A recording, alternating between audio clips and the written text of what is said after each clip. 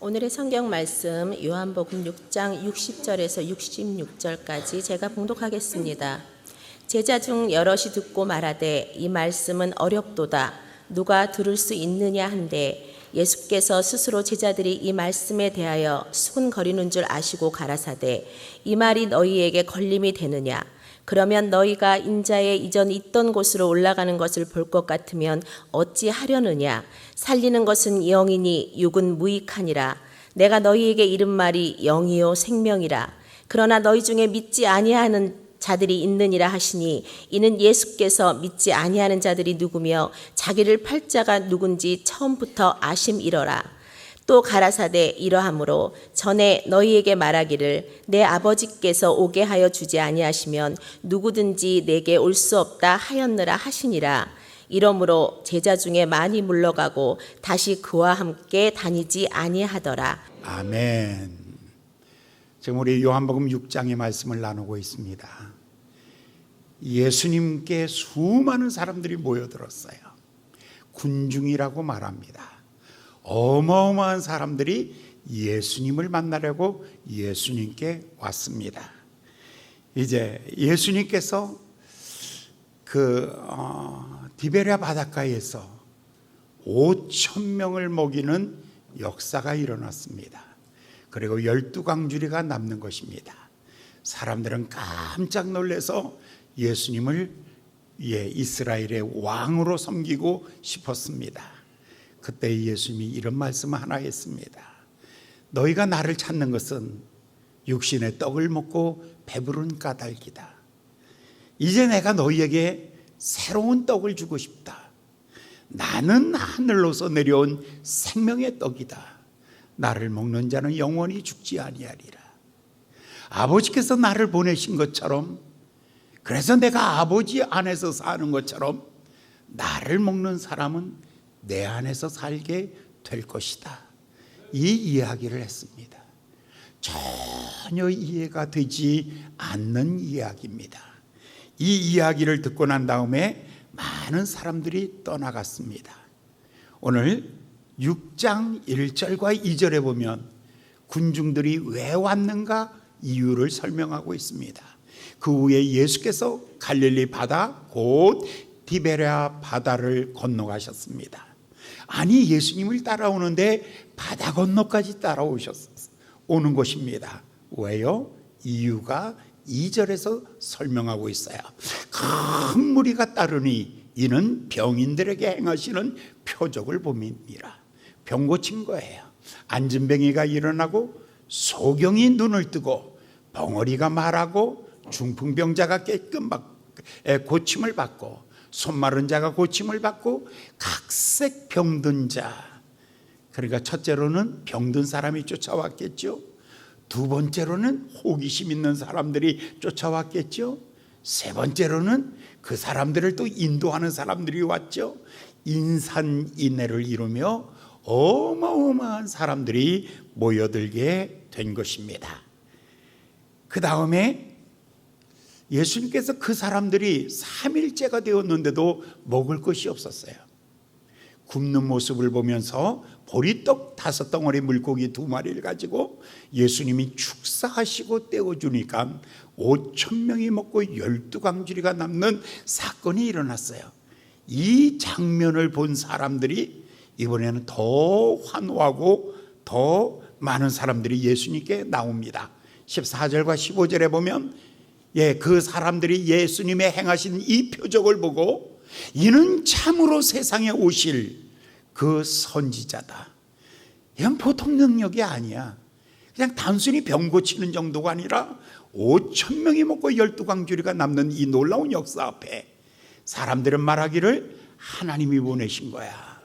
하나님이 보내시지 않았으면 이런 일이 안 일어나지.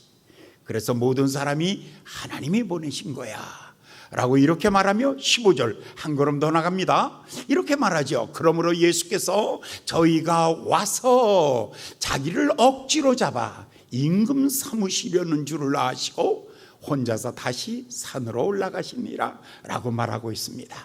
사람들이 어떻게 해요? 이제는 왕이 되어서 우리의 먹는 문제 해결해 주세요. 빵의 문제를 해결해 주세요. 왕이 되어서 우리의 병든 문제, 인간의 문제들을 해결해 주세요 라고 이렇게 말하죠. 그런데 이 사람들에게 예수님이 41절 42절에 보니까 자기가 하늘에서 내려온 생명의 떡이다 라고 이렇게 말합니다. 이 사람들에게 지금 새로운 장면으로 지금 바꾸어져 가고 있는 장면입니다. 환호하는 그 무리들에게 예수님이 말씀하시기를 나는 하늘로서 내려온 생명의 떡이다라는 말씀을 하시는 것입니다. 나는 하늘에서 내려온 생명의 떡이다. 나를 먹는 자는 영원히 죽지 아니하리라. 그랬더니 사람들이 수군거리기 시작하는 거죠. 헐, 하늘에서 내려왔어? 생명의 떡이야? 어떻게 먹어? 그러면 안 죽는다고? 도무지 이해가 되지 않아서 서로 붙잡고 얘기하는 거죠. 너 이해돼? 아니, 안 돼. 너는 이해돼? 안 돼. 너 이해돼? 안 돼. 수군거리기를 시작하는 거죠. 왜 수군거립니까? 예수님의 말씀이 문제가 됐어요. 하늘에서 내려온 생명의 떡이라고 말하고 있잖아요. 42절에 보면은 이 사람들이 알고 있는 예수는 누구예요? 가로되 이는 요셉의 아들 예수가 아닌가. 그 부모를 우리가 아는데 저가 지금 하늘에서 내려왔다고? 아버지에게서 온 아들이지 아버지 없이 하늘에서 내려왔다고? 이 뻥 까고 있네. 쌩 까고 있네. 지금 뭐 하는 얘기야 이거? 이게 제정신이야? 이게 들을 만한 얘기야? 이게 우리가 이해가 될 만한 얘기야? 하면서 서로 수군거리기 시작하는 거죠. 이 수군거리는 사람들에게 한마디 더 합니다. 예수님이 이렇게 말씀하죠. 너희가 광야에서 만나를 먹고도 죽지 않느냐? 나는 그런 만나 정도도 아니다.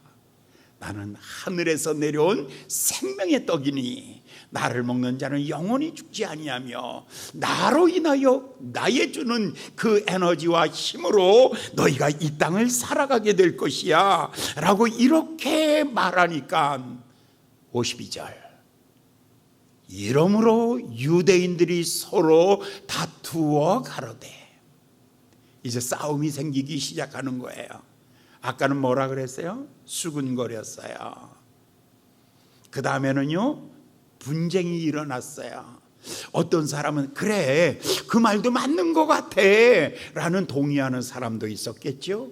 그러나 거절하는 사람도 있죠. 그래서 양쪽이 충돌하기를 시작하는 거죠. 그래서 양쪽이 서로 충돌하면서 이렇게 말하는 거죠. 서로 이제 다투면서 이 사람이 어찌 능히 제사를 우리에게 주고 먹게 하려느냐. 아까는요 하늘에서 내려왔다는 게 안 믿어졌어요. 이번에는요 자기 살을 주어서 먹는다는 말이 도무지 믿어지지 아니하는 거죠. 그래서 싸우면서 헤어지게 된 것이죠. 자, 이 이야기를 놓고 60절에 보면 오늘 본문 말씀이 시작하는 것이죠. 이 제자 중 여럿이 듣고 말하되 이 말씀은 참으로 어렵도다. 누가 이해해야 되겠는가? 그러면 둘 중에 하나예요. 예수님의 말은 전혀 이해할 수가 없는 얘기, 전혀 엉뚱한 얘기를 하고 있는 거예요. 그러니까 말하기를 이거는 너무 어려워서 예수님의 능력을 보니까 인격자야. 정말 병든 자를 사랑하는 걸 보니까 사랑도 많아. 그런데 문제는 이거야. 저 사람의 말은 영적이야. 너무 신기한 이야기야. 그래서 우리가 이해가 안 돼. 그래서 너무 어려웠어요. 그래서 사람들이 어떻게 했냐면 오늘 본문 마지막 말씀 66절에 이러므로 제자 중 많이 물러가고 다시는 예수와 함께 다니는 사람이 없었더라. 겨우 몇 사람 남았어요. 근데 겨우 몇 사람 남은 사람 중에 베드로라는 사람이 남았죠. 너무 상처가 컸어요. 예수님이요. 병 고칠 때 군중들이 몰려왔어요. 5,000명을 먹일 때에 더 많은 군중들이 환호를 했어요. 근데 오늘 하늘에서 내려온 생명의 떡이니 이제 이 땅에서만 살지 말고 너희가 영원히 사는 비결, 영원히 사는 것을 말씀하기를 시작하는 거죠. 땅의 이야기가 아니라 하늘의 이야기예요. 육신의 이야기가 아니라 영적인 이야기예요. 눈에 보이는 것만의 이야기가 아니라 보이지 아니하는 세상의 이야기예요. 더 높은 차원으로 예수님께서 그들을 끌고 올라가시는 거죠. 그랬더니 사람들이 다 떠나버리고 말았습니다. 예수님이 상처가 생겼어요. 얼마나 낙심했는지. 5,000명을 먹인 거 별 의미가 없어요. 그 다음에 예수님 병든자를 고친 거 아무 의미가 없어요. 병 고쳤다고요? 또 죽을 텐데 뭐. 또 빵을 줬다고요? 아니, 이튿날 돌아서면 또 배고플 텐데. 예수님이 그들에게 주고 싶은 것은 영원한 것을 주고 싶은 거예요. 근데 이것은 거절하죠. 왜? 이해가 되질 않으니까 이것을 거절하는 거죠. 그래서 많은 사람이 물러가는 것입니다. 그때에 예수님이 베드로에게 묻습니다. 너희도 가려느냐? 너희까지도 가려느냐? 라고 할 때 베드로가 이렇게 말하죠. 영생의 말씀이 주께 있사오매 우리가 네게로 가오리까. 야, 베드로는 뭔지는 몰라도 가끔 괜찮은 말 한마디씩 해서 예수님 마음을 위로하는 적이 있었어요. 사랑하는 여러분, 뭘 몰라도 아멘 해가지고 나를 좀 위로해 주시기를 예수님의 이름으로 축원합니다. 베드로가 이 모습이었다니까요. 예수님이. 그래서 예수님께서 61절에 이 이야기를 합니다. 문제는 어디 있었냐면 61절에 이 얘기예요. 예수께서 스스로 제자들이 이 말씀을 하며 수근거리는 줄을 아시고 가라사대 이 말이 너희에게 뭐가 되었다? 걸림돌이 되었다. 사랑하는 여러분, 어린아이는 걸림돌에서 부딪히면 넘어져요. 우리가 어린아이였을 때에는 돌에 부딪혀서 넘어지죠. 이걸 가지고 장애물이라고 하죠. 조금 크면 허들과 같이 조금 큰 허들에 부딪혀서 넘어지죠. 그래서 이것을 가지고 막혔다라고 말하고 그 다음에 또 장애라고 말하고 이거는 한계라고 그렇게 말하죠. 예수님은 지성으로 이해하려고 하면 한계에 부딪혀요. 예수님을 인간의 머리로 이해하려고 한다면 한계에 부딪히고 장애에 부딪히고 이것이 걸림돌이에요. 그러니까 가장 큰 걸림돌은 뭐냐면 내가 예수에게 나가는데 가장 큰 걸림돌이 뭐냐면 제대로 알지도 못하는 것이 아는 척하는 거, 없는 것이 좀 있는 척하는 거, 더러운 놈이 좀 착한 척하는 거, 못된 놈이 똑똑한 척하는 거, 인간의 인간에 가지고 있는 약한 지혜가 이게 하나님보다 큰 줄 알고 있어요. 여러분, 인간의 머리는요 참 좋습니다. 인간의 머리는요 약 140억 개의 뇌세포를 가지고 만들었어요, 하나님이요. 그런데 인간이 이 IQ 200 정도 되면은요, 독일의 뇌학자 에코모스가 이렇게 말합니다. 사람의 뇌는 140억 개의 세포를 가지고 있는데 IQ 200 정도, 괴테나 최남선이나 이 정도 되는 사람들은 200이에요. IQ 200은 4%를 개발했을 뿐이다. 나머지 96%는 개발하지 않은 거예요. 사람이 아무리 지혜롭다 할지라도 하나님이 주신 내 머릿속에 있는 그 넓은 세상도 다 이해하지 못하는데, 하나님이 만드신 우주를, 내 머리보다 큰 우주를 우리가 얼만큼 이해하고 있을까?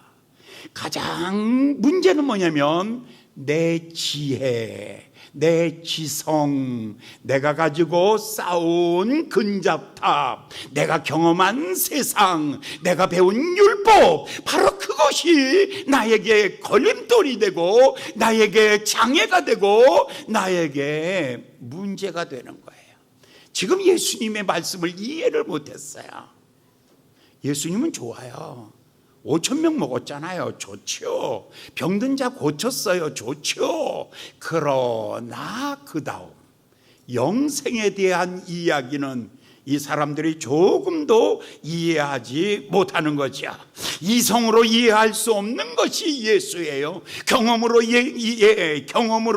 이해하지 못하는 것, 철학으로 이해하지 못하는 것, 인간의 도덕이나 윤리와 논리를 가지고 여러분은 넘어갈 수 없는 것이 영적인 거예요.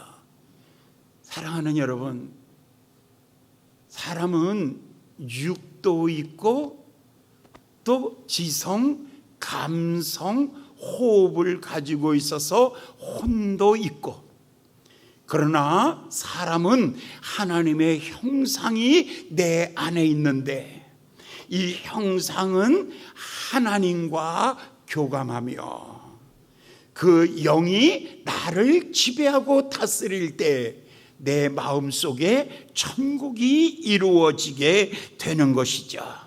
그래서 육은 영을 이해하지 못하며 시간은 영원을 이해하지 못하며 죄악은 하나님의 의를 이해하지 못하며 사람들이 어떻게 죄에서 벗어나는가 물어보십시오.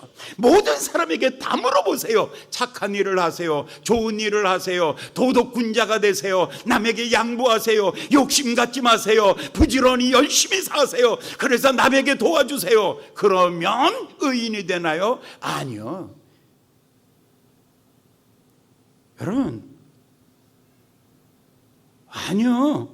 죄인은 죄인일 뿐이에요. 사람의 죄는 어떻게 없어지나요? 수학적인 방법이요? 시간적인 방법이에요? 논리적인 방법이 아니라 딱 한 가지, 하나님이 용서하여 주셔야 없어지는 거예요. 오직 용서할 수 있는 권세는 누가 가지고 있냐면 하나님이 가지고 있는 거예요. 하나님은 무슨 조건으로 나를 용서할 수 있어요? 아니요. 내 모든 죄를 위하여 죄 없는 예수가 죽었단 말이에요. 그것을 믿을 때 하나님이 용서해 주는 것입니다. 그러므로 이성은 이해가 안 돼요.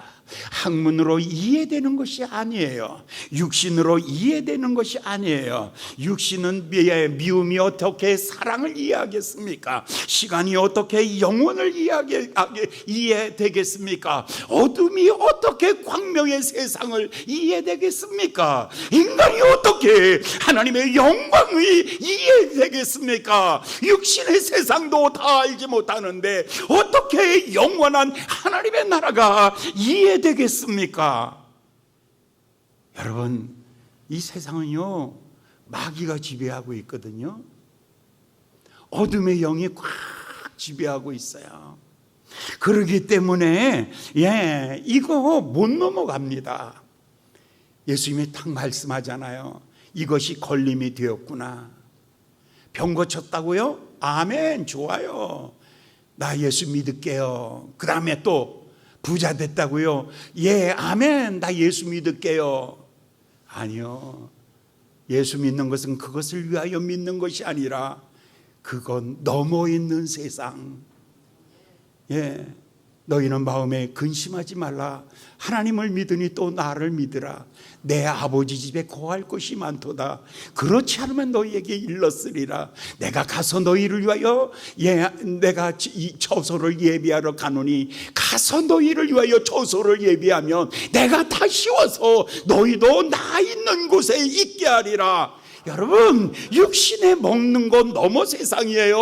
육신에 병 고친 거 그거 너머의 세상이에요. 영원한 하나님의 나라가 우리에게 기다리고 있는데 이것은 어떻게 한다고요? 지성으로 하는 것이 아니라, 경험으로 하는 것이 아니라, 학문으로 하는 것이 아니라, 육신의 정력으로 하는 것이 아니라, 이것은 오직 하나, 하나님의 영은 성령님이 오셔야 이해되기 시작하는 거예요. 성령님이 오셔야 깨달아지는 거예요. 성령님이 오시는 놀라운 역사 있기를 예수님의 이름으로 축원합니다. 아까 61절에 예수께서 스스로 제자들이 이 말씀을 하며 수근거리는 줄을 아시고 가라사대 이 말씀이 너희에게 걸림이 되었도다. 걸린 거예요. 영생으로 예수님이 지금 초청하고 있는데 영생까지는 가고 싶지 않은 거예요. 이 땅에서 잘 먹고 건강하게 그냥 살았으면 좋겠어요. 나 건드리지 마세요. 그냥 나한테 먹을 것만 좀 많이 줬으면 좋겠어요. 딱 여기서 서 있는 거예요. 이게 걸림돌이에요. 그때 예수님이 62절에 이렇게 말하죠. 그러면 너희가 인자가 이전 있던 곳으로 올라가는 것을 볼 것 같으면 믿겠느냐, 이 말이에요. 이 말은 아까 우리가 이전에 이미 말했죠. 하늘에서 내려온 생명의 떡이다. 그 다음에 두 번째, 이번에는 하늘로 올라가리라. 지금 예수님의 이야기 속에는 스타트가 땅에서 시작되는 게 아니에요. 인간은 흙에서 시작하고 인간은 흙에서 태어나서 흙을 밟고 살다가 마지막은 흙으로 돌아가지만 예수님은 영이기 때문에 하늘에서 와서 땅 위에 사시다가 마지막은 뭐냐면 하늘로 돌아가리라. 요한복음 1장이 뭐예요? 태초에 요한복음 1장 1절 태초에 말씀이 계시니라. 이 말씀이 하나님과 함께 계셨고 이 말씀이 곧 하나님이시라. 예수님이 원래 하늘에 있을 때 말씀으로 있었어요. 2절에 보면 이렇게 말하죠. 그가 태초에 하나님과 함께 계셨고 말씀이고 하나님과 함께 계신 영적인 존재였다라고 이렇게 말하죠. 3절에 만물이 그로 말미암아 지은 바 되었으니 지은 것이 하나도 그가 없이는 된 것이 없느니라. 그가 모든 창조의 원인 중에 제일 원인이에요. 여러분, 사람들은요 생명, 빛이 모든 생명의 제일 원인이라고 말해요. 그런데 그 빛이 있으라 라고 말씀하신 분이 성경에 보니까 하나님이시라고요. 그러니까 그는 창조의 하나님이십니다. 4절에 보면 그 다음에 이렇게 표현하고 있습니다. 그 안에 생명이 있었으니 이 생명은 사람들의 빛이다. 자, 예수님이 이 땅에 오기 전에 말씀으로 계셨고 그는 하나님이셨고 거기에서 우주를 창조하시며 그가 이 땅에 생명을 공급하며 이 땅에 빛을 공급해 주시던 하나님이셨다. 그런데 그분이 지금 이제 하늘로 올라가는 것을 볼 것 같으면 이거는 미래 사건이에요. 지금 예수님께서 앞으로 승천할 것을 염두에 두고 이미 이 말씀을 하고 있는 거죠. 예수님이 승천하는 모습을 보면 다 예수 잘 믿을 것 같아요? 아니요. 절대로 아니에요. 여러분들을 어떤 사람이 나에게 기적을 보여주면 나 예수 믿겠어요 라고 말하죠. 아니요, 보여줘도 믿는 게 아니라 하나님이 택해야 믿는 거예요. 자기 마음대로 하는 거 아니에요. 그러니까 여기 앉은 사람들 중에 내가 믿고 싶은 날 그날 믿을게요 하는 사람은 집에 가셔도 돼요. 내가 그 사람 위해서 열심히 설교할 필요가 없어요. 왜냐면 열심히 설교하면 내가 속는 거야. 왜냐하면 하나님께서 마음의 문을 닫아놨기 때문에 하나님께서 그 사람의 마음의 문을 어느 순간에 여는 거예요. 성경에 이렇게 말했잖아요. 미리 아신 자들을 하나님이 택하시고, 택하신 그들을 불러내시고, 불러내신 그들을 의롭게 하시고, 의롭다 하신 그를 영화롭게 하셨느니라. 그러니까 나의 구원은 여러분에게서 시작된 게 아니에요. 그러니까 구원은 여러분이 아주 훌륭해서 붙잡고 있는 게 아니라니까. 어느 순간에 내가 이걸 놓으면 떨어진다고요? 아니요. 구원은 내가 너희에게 영생을 주느니 너희를 내 손에서 빼앗을 자가 없느니라. 할렐루야. 그러니까 나는 어디 있다고요? 하나님의 손이 나를 붙잡고 있는 거예요. 하나님이 나를 붙잡고 있는 거예요. 머리털 하나도 상하지 아니하도록 주께서 불담되어 나를 지키며 이 광야 같은 세상 지나가는 날 동안 주께서 나를 붙잡고 인도하여 주시는 거예요. 내가 여러분들한테 좀 믿어주세요. 우리 그런 거 안 해요. 여러분, 목사님이 우리 집에 와가지고 좀 잘 믿어달라고 내가 말해가지고 교회 나가기로 했어 하면서 다리 흔들면서 다 교회 와서 이러고 있죠. 우리 그래 본 적이 없어. 하나님이 아신 자들을 하나님이 부르시고, 하나님이 부르신 자들을 의롭게 하시고, 의롭다 하신 그를 영화롭게 하리라. 할렐루야. 하나님이 주시는 구원입니다. 구원은 하나님이 주시는 것입니다. 하늘로 올라가는 것을 본다 할지라도 너희가 믿겠는가? 아니요. 여러분, 요한복음 20장 14절에 보면 예수님이 부활하시고 난 다음에 마리아가 굴에 가서 예수님을 탁 만나요. 이 말을 하고 뒤를 돌이켜 예수의 서신 것을 보나 뭐라고요? 예수인 줄 알지 못하였다. 이게 마리아의 모습이에요. 부활하신 예수님을 만났다고요? 그래도 예수인 줄 몰랐다. 왜요? 그 눈에 덮여져 있어서, 마음이 덮여져 있어서, 걸림돌이 하나 있어서 이거 없이는 안 되는 거죠. 그 다음에 25절에 있는 말씀을 보면요, 이거는 도마예요. 도마가 예수를 만났다라고 말하지만 이렇게 말하죠. 그 소리를 들었어도 믿지 않아요. 나는 보고 내가 만지고 해야 내가 믿겠노라 라고 이렇게 말하죠. 그때 예수님이 말씀하시기를 만지고 보고 만짐으로 믿는 것이 아니라 믿음으로 믿는 자가 복이 있느니라. 아멘. 누가복음 24장에 보면 엠마오로 내려가는 청년들이 있었어요. 저희가 서로 이야기하며 문의할 때에 예수께서 저희에게 이르러 동행하시나, 그 다음에 저희의 눈이 가리워져서 그인 줄 알지 못하더라. 아까 걸렸다 그랬죠. 그게 어디에 걸렸냐면 눈에 걸려가지고 안 보이는 거예요. 육신의 눈을 가지고는 영적인 게 보이질 않는 거죠. 마음이 덮여 있어 가지고는 하나님의 축복이 보여지지 않는 거예요. 하나님이 없는 것이 아니라 내가 눈을 감고 있는 거예요. 비가 오지 않는 것이 아니라 장독대에 뚜껑을 덮어놓은 것이에요. 공기가 없는 것이 아니라 내가 문을 닫고 그 안에서 질식하고 있는 거예요. 사랑하는 여러분, 여러분의 마음의 문을 열어야 되는데, 사도행전 1장 11절에 보면 기가 막힌 장면이 하나 나와요. 하몽이라고. 가로되 갈릴리 사람들아, 어찌하여 서서 하늘을 쳐다보느냐. 너희 가운데 하늘로 오신 이 예수는 하늘로 가심을 본 그대로 다시 오리라. 예수님이 승천하시면서 이 마지막 한마디 했죠. 예루살렘 떠나지 마라. 성령을 간구해라. 아버지의 약속하신 성령이 올 때까지 예루살렘 절대 떠나지 마라. 그리고 예수님이 하늘에 승천하죠. 그럼 빨리 가서 기도해야죠. 그런데 가만히 있는 거예요. 이걸로 하늘 보고 멍 때리고 있다 해서 하몽. 그래서 하늘 보고, 정말 예수님의 제자들 이거 정말, 예수님이 이 장면을 얘기하고 있어요. 하몽이라고.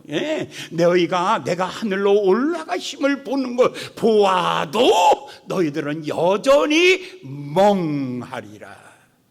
왜 그럴까요? 인간의 지성으로 성경을 이해하려고 하기 때문에 하나님의 나라는요 지성이 아니라 영성입니다. 하나님의 나라는 육이 아니라 영입니다. 하나님의 나라는 보이는 것이 아니라 보이지 아니하는 것입니다. 하나님의 나라는 시간이 아니라 영원입니다. 하나님의 나라는 우리 안에 오는 것입니다. 할렐루야. 아멘. 이 정말 무식해요. 성경에 보면 제일 무식한 사람이 하나 있는데 니고데모예요. 네, 니네 고모. 니고데모가 예수님께 사람이 거듭나지 아니하면 하나님 나라를 볼 수 없느니라 라고 말하니까 3장 4절에 니고데모가 가로되 사람이 늙으면 어떻게 다시 날 수 있사옵나이까? 두 번째 모태에 들어갔다가 다시 날 수 있사옵나이까? 기껏 한다는 소리가 이거야. 관원이고 공부 많이 하고 그다음에 부자고 젊고 똑똑하고 굉장한 멋있는 사람인데 결국 한다는 소리가 예수님이 보시기에는 뭐라고요? 엄청 무식해. 근데 똑같아. 누구냐면 4장에 가면 여자가 하나 있었어요. 예수님 말하기를 내가 누구인 줄 알면 너는 나에게 물 달라 하였으리라 라고 4장 10절에 예수께서 대답하여 가라사대 내가 만일 하나님의 선물과 내가 내게 물 달라 하는 이가 누구인 줄 알면 그에게 내가 구하였으리라. 그러면 내가 너에게 생수를 주었으리라 하였더니 그 여자가 말하기를 당신 두레박 있어? 두레박도 없이 이 깊은 데서 어떻게 물을 기른단 말인가? 자, 둘 다 이해 못했어요. 남녀의 차이가 아니에요. 배우고 못 배운 사람의 차이가 아니에요. 있고 없고의 차이가 아니에요. 영적인 것은 하나님이 눈을 열어주어야 보는 것입니다. 사랑하는 여러분, 여러분의 마음을 열어주시는 분이 주님이시고, 여러분 예수 믿으시는 분 손들고 아멘. 네, 손 내리시고. 이분들은 정말 감사해요. 왜냐하면 얼떨결에 믿었잖아. 이거 이해하려고 했는데 어느 순간에 믿어버렸어. 이거 정말 기가 막힌 노릇이야. 여러분 정말 하나님이 우리에게 믿음을 주지 않으면 안 되는 거라니까요. 예, 이해하고 해석하고 깨닫는 것이 아니라 받아들이고 모셔드리고 환영하고 영접하고 높이고 찬양하는 것, 그게 예수 믿는 거라니까요. 예수 믿는 것은 이해하고 깨닫는 게 아니에요. 깨닫는 종교가 아니라 영접하고 환영하는 종교입니다. 여러분, 내가 문 밖에 서서 문을 두드리노니 누구든지 문을 열면 내가 그에게로 들어가서 그와 더불어 먹고 그는 나와 더불어 먹으리라. 내가 아파요. 그런데 내 문 밖에서 누가 문 두드리고 있냐면 예수님이 문 두드리고 있는데 내가 문을 못 열어줘요. 그게 누군지를 몰라서.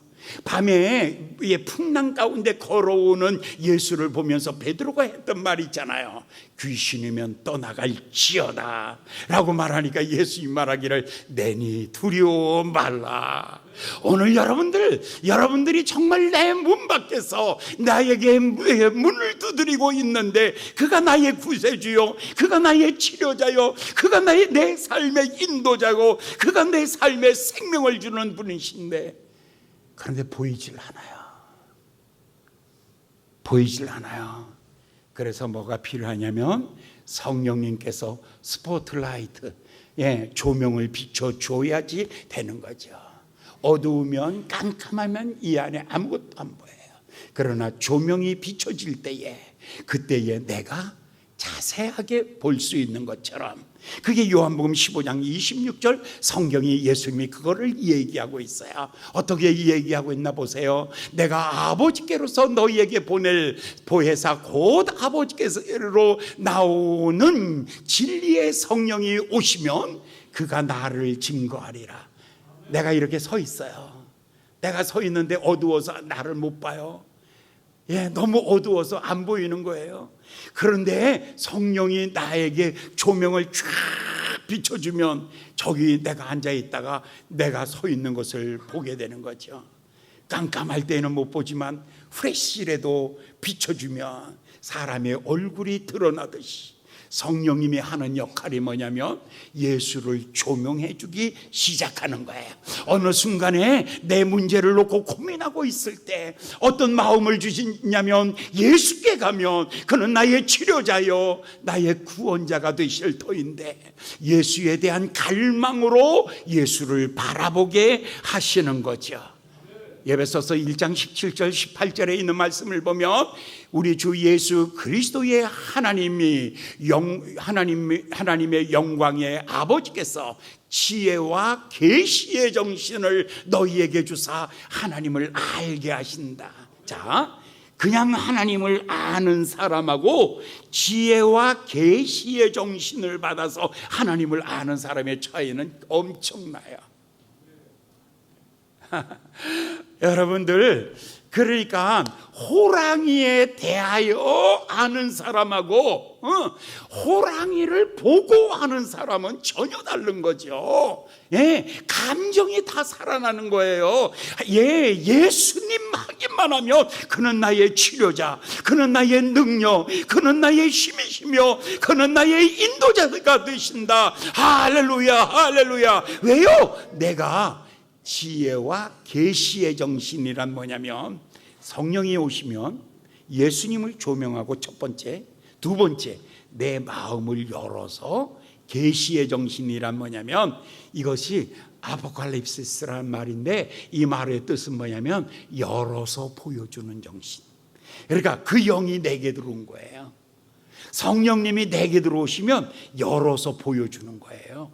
그러니까 바깥에 서 계시는 예수를 볼 뿐만 아니라 이 마음의 문을 열어서 예수를 뭐 한다고요? 이제 볼 수 있는 정신, 깨달음을 내게 주시고 그 다음에 그리고 나면 마음의 문을 넓히사 마음 문을 넓히사 부름의 소망이 무엇이며 그 다음에 장래의 영광이 무엇인지도 알게 하신다.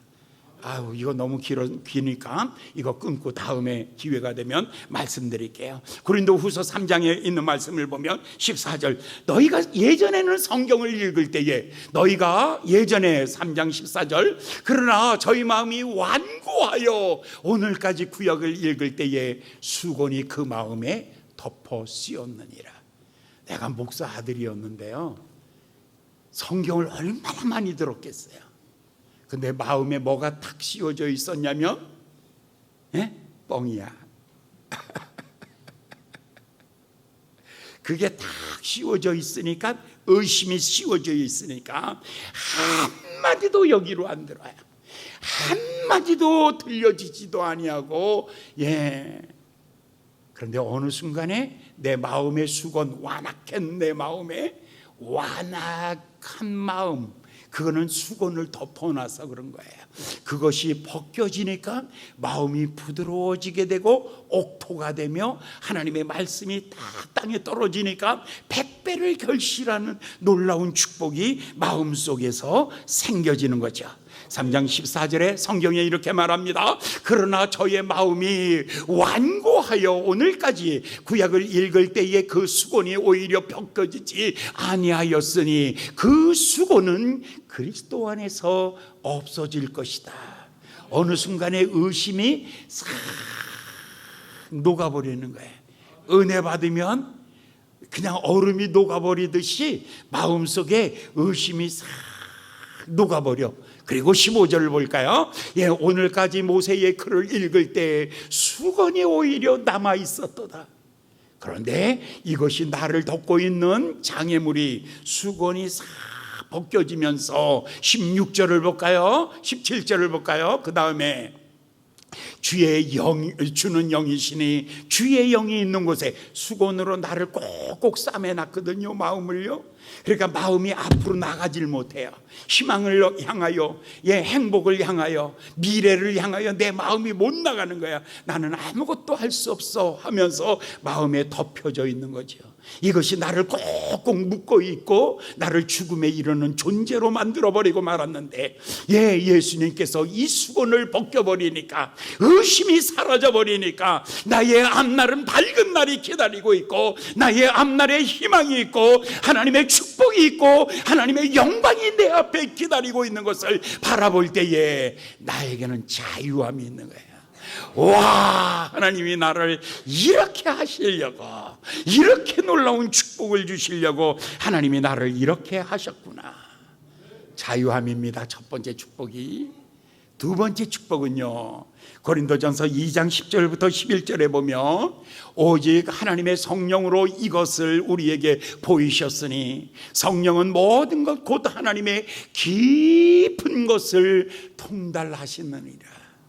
첫 번째는 자유함이에요. 두 번째는 뭐냐면, 어느 순간에 뭐가 생겨나냐면 하나님의 깊은 것, 나를 향하신 하나님의 계획을 알게 돼요. 와, 내가 고난을 당하고 힘들고 어려운 것이 왜 고난이 있는지를 이해되기 시작해요. 고난이 이해가 되지 않으면 갑갑하고 막혀 있는 거죠. 그러나 고난이 이해되기 시작하면, 이것이 고난이 오히려 축복이다 라는 것을 알게 되는 것입니다. 그러면서 내 마음이 막 예수로 말미암아 살아나고 성령으로 말미암아 샘이 넘치는 놀라운 역사가 일어나게 되는 것입니다. 할렐루야. 자, 지성으로 돌을 제거하는 방법. 지성은 절대로 돌을 제거할 수가 없습니다. 인간의 경험은 이 돌을 제거할 수가 없어요. 그런데 어떻게 하냐면, 문 밖에 서신 예수를 보는 순간에, 그런데 예수를 보려면 안 보여지잖아요. 그래서 성령을 받으라고 예수님이 말한 거예요. 너희가 성령이 너희 안에 오면 보여지고 들려질 것이고, 그리고 느껴질 것이고, 모인 곳이 진동하더니 그날 그 순간부터 예수는 주라고 선포하게 되었던 것입니다. 자, 61절을 한번 볼까요? 6장 61절. 예수께서 스스로 제자들이 이 말씀을 하시며 수군거림을 아시고 가라사대, 이 말씀이 너희에게 걸림이 되었도다.